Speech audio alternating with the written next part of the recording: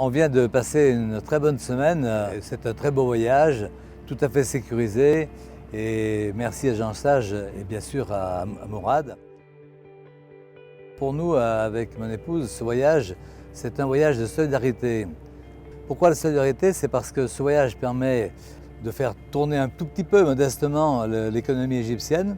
Ça permet aussi de redonner de l'espoir un peu à Mourad, qui en a besoin pour sa propre société.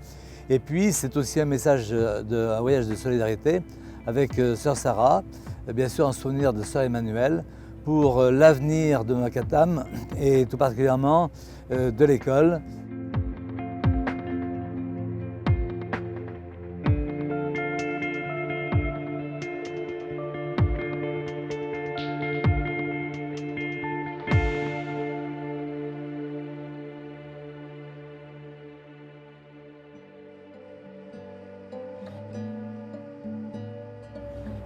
En fait, Jean Sage nous avait présenté Mokatam.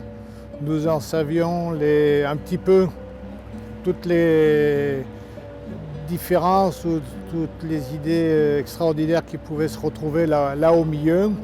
On était loin quand même de penser que c'était ça quand on est rentré dans le site de Mokatam et qu'on a déambulé dedans. Et puis alors, à un certain moment, on est arrivé sur cet espace réalisé par Sœur Sarah et Sœur Emmanuelle, qui est l'école, l'espace hospitalier. C'est franchement une bulle de bonheur au milieu de tous ces gens qui, en fait, c'est vrai, ils ne sont pas agressifs. Ils ne sont pas agressifs, c'est des gens qui vivent leur métier, qui a une fonction qui, quand on traverse le Caire, on se rend compte qu'elle est éminemment importante. On est bien loin dans nos pays d'imaginer qu'il y a de la valeur quelque part dans tout.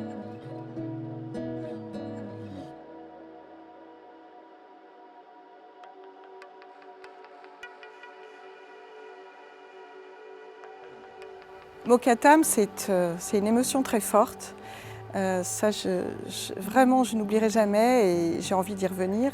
Et l'école de Mokatam est une bulle dans Mokatam. C'est un endroit très soigné qui contraste, et les photos le montrent facilement, entre l'intérieur et l'extérieur. L'extérieur, c'est un peu le cauchemar. Et l'intérieur de cette école montre cette volonté de s'en sortir, d'aller de l'avant. Tout est propre, rangé, alignés, et les enfants sont beaux, joyeux, rayonnants, propres, en costume. Et on sent qu'il s'y passe des choses vraiment importantes et ça fait chaud au cœur pour l'avenir.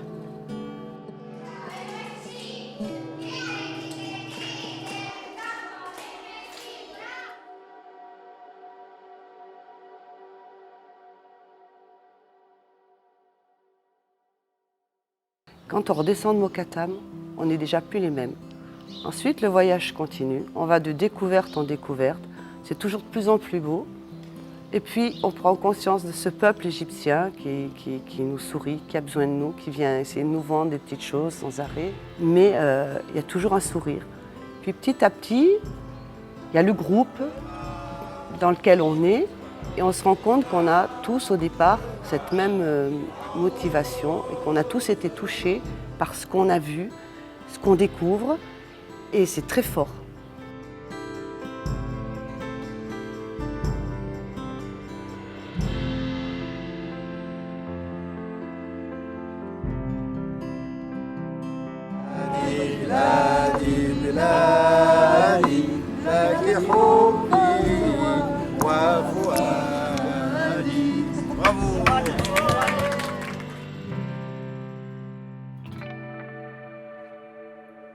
Nous sommes arrivés hier à Luxor et là aujourd'hui on va visiter le plus grand temple divin sur la planète, le temple de Karnak.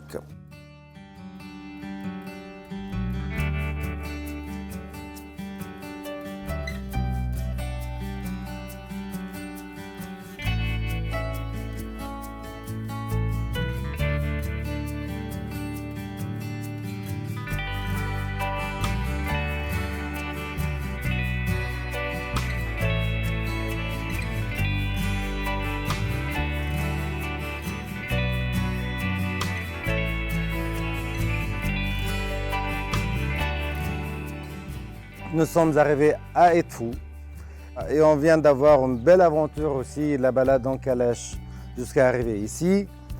Et là, nous allons visiter un temple qui s'appelle Edfou, temple construit par les Grecs, pas par les Égyptiens. Edfou, et il est considéré le deuxième plus grand temple en Égypte après les temples de Karnak. 180 ans pour construire Edfou.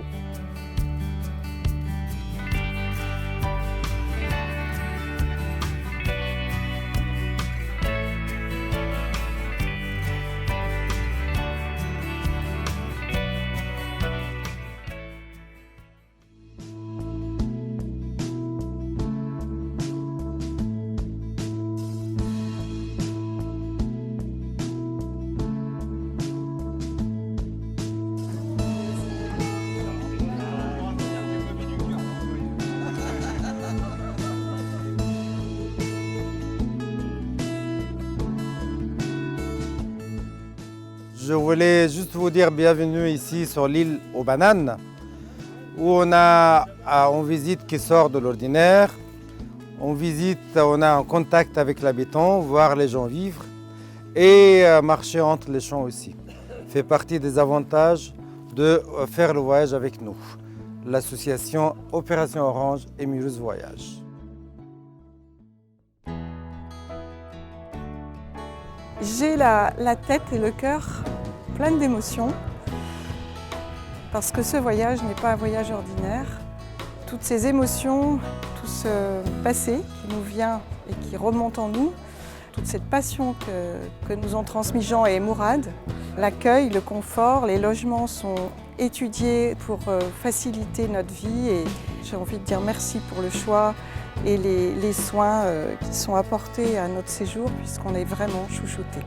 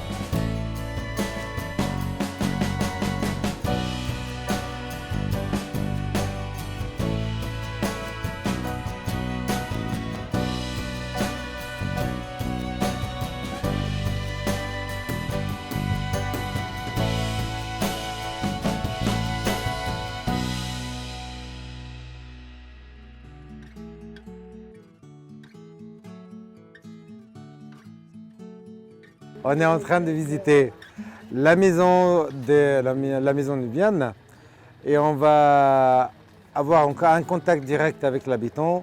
Des fois, on mange chez l'habitant aussi.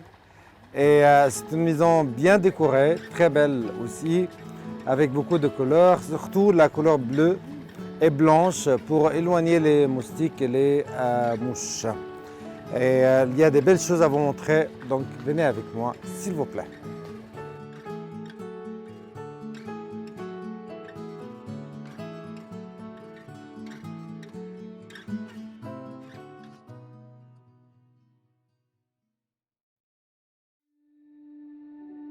Ce voyage en Égypte, c'est une révélation, la révélation et la découverte d'un pays autrement qu'au travers d'un livre, mais au travers de sa géographie, au travers des hommes qui l'habitent.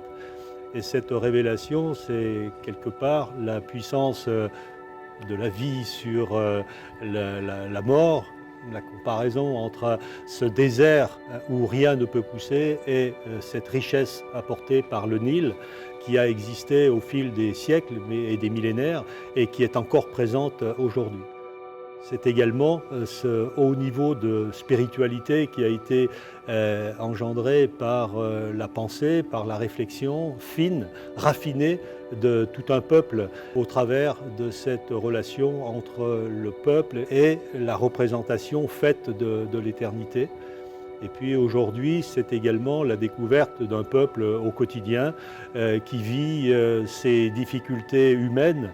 Et donc ce qu'on peut vraiment souhaiter aujourd'hui, c'est que par notre passage ici, nous soyons des témoins pour parler de cette richesse humaine, de cette richesse spirituelle et des possibilités économiques qui existent pour ce pays de 90 millions d'habitants qui méritent l'intérêt à venir le visiter. Voilà, nous faisons la balade des gens heureux sur une barque à moteur autour des îlots d'Assouan, avec un paysage très riche, avec une variété énorme des oiseaux ici. Et tout le monde est content, tout le monde se régale, n'est-ce pas?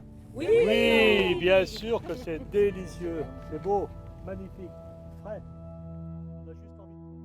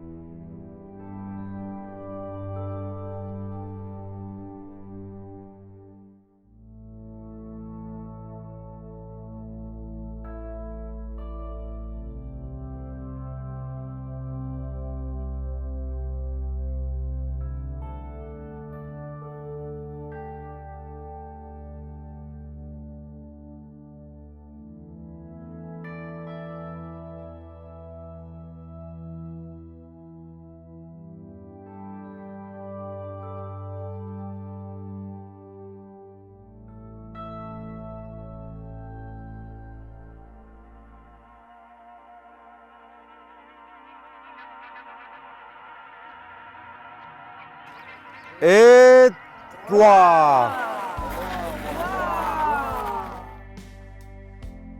Les deux temples que vous voyez en face de vous sont construits par Ramsès II, qui a régné 67 ans ici en Égypte, avec 7 femmes royales, avec 70 concubines, qui lui donnent 112 garçons et 80 et quelques filles.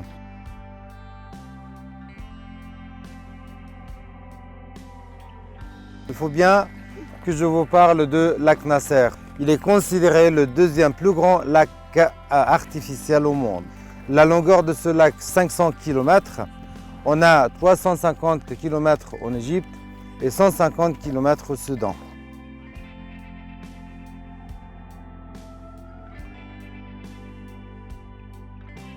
Je pense que quand on repart de ce voyage, bien, on est changé. Pour moi, ça sera le cas. Je ne serai plus la même en partant que celle que j'étais en arrivant.